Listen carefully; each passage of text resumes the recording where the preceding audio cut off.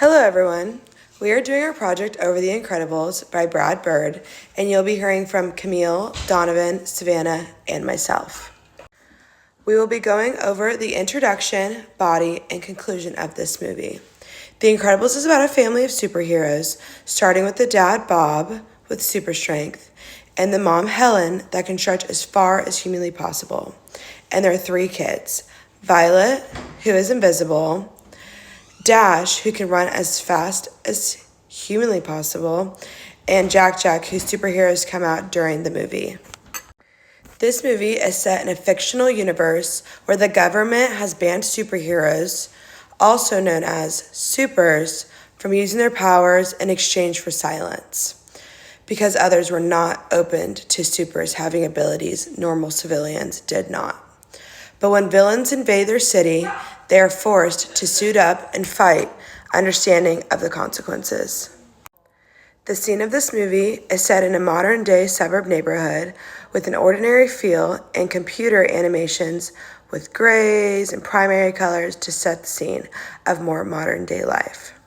The lighting in this movie also gets lighter and darker as the scenes intensify or they lighten up.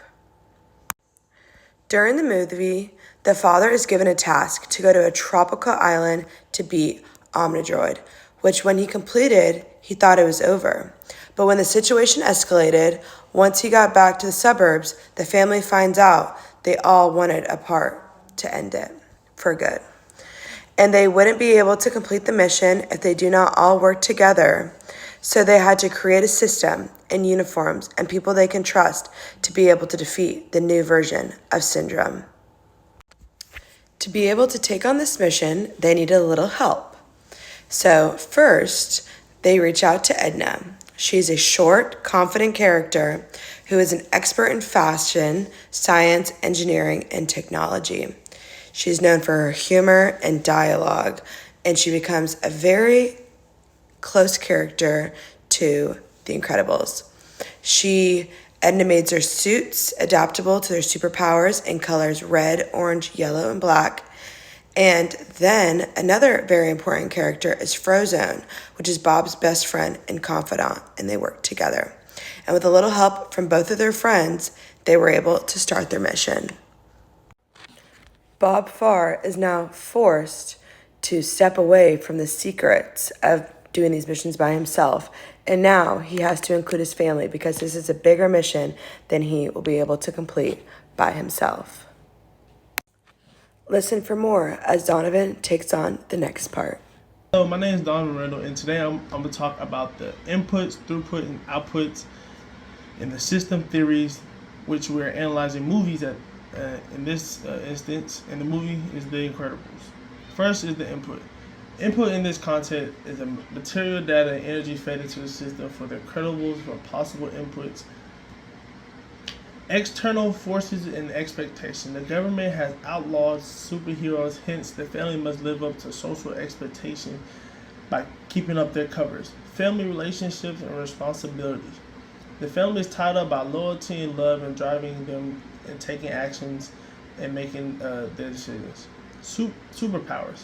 The specific abilities by each family member, such as strength, speed, invincibility, electricity, etc., are inputs in superhero systems that become the family working together.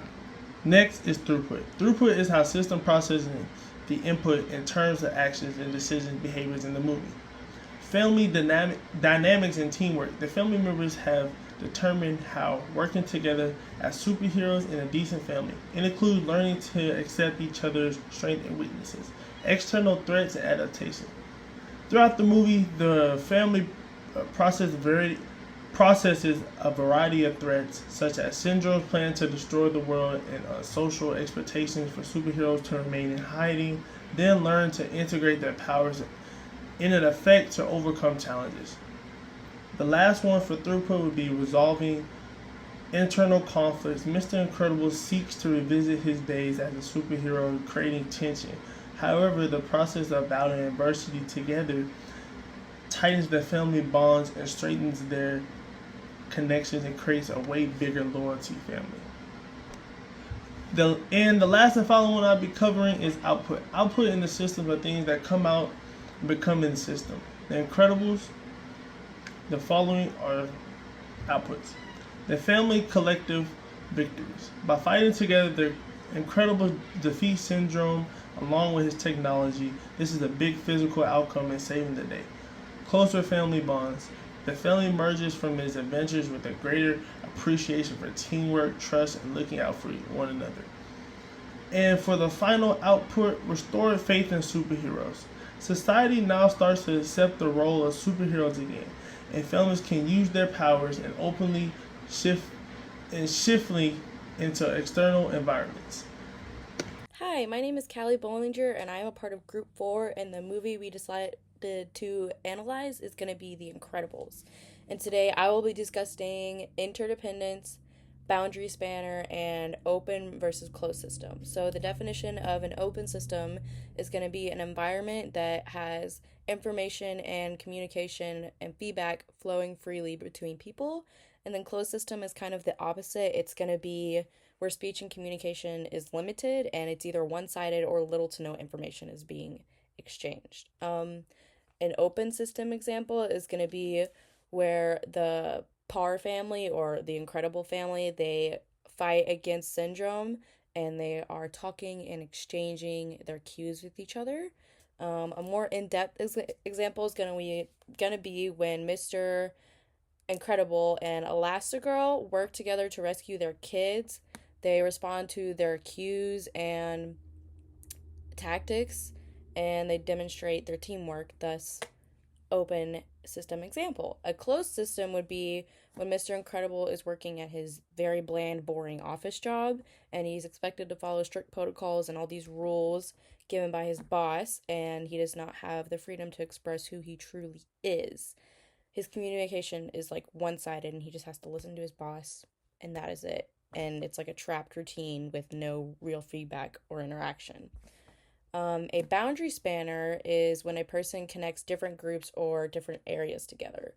An example of this is when Frozone, he acts as a boundary spanner when he is talking with Bob and helps him navigate his superhero life versus his personal life.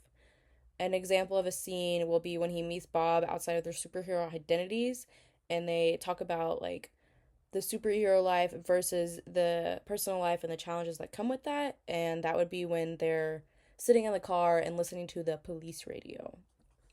And then interdependence, it refers to how individuals rely on one another to communicate effectively. An example of this would be at the climax of the movie when the entire family comes together to stop Syndrome, the bad guy. Each family member has an important role. Bob uses his strength, Helen uses her elasticity, Violet uses her force fields, and Dash uses his speed. To succeed, they need to rely and work on their abilities together and communicate effectively, and then depend on each other's unique abilities to overcome the bad guy. Their strengths complement each other, and demonstrating how interdependence and relying on each other will lead to ultimate success.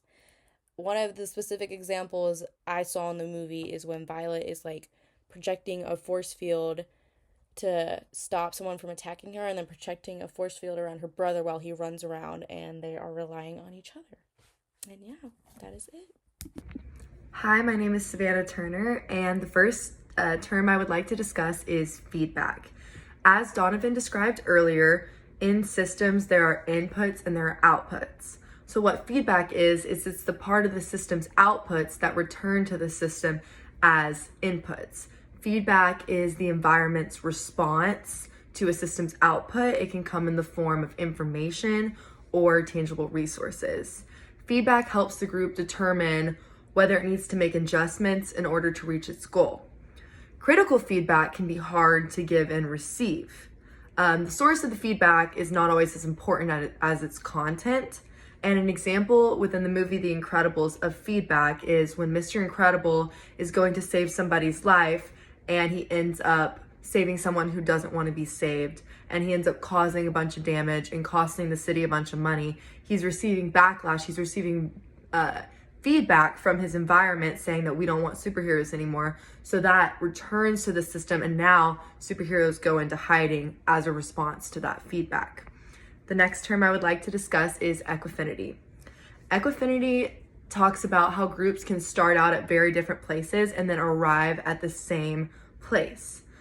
Within this term, there's multiple causes, which means that in groups, there are multiple factors that contribute to the final outcome, not just one. And then there are multiple paths as well, which means that there's usually more than just one appropriate way to meet a goal or an endpoint.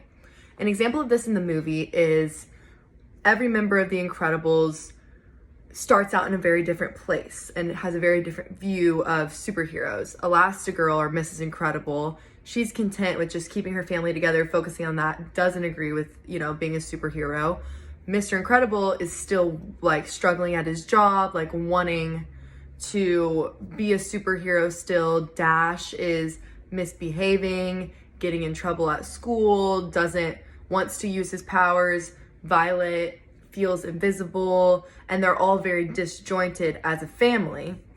And each of them goes through their own journeys and their own paths and works together to end up in the same place on the same team, which is in this like group of the Incredibles.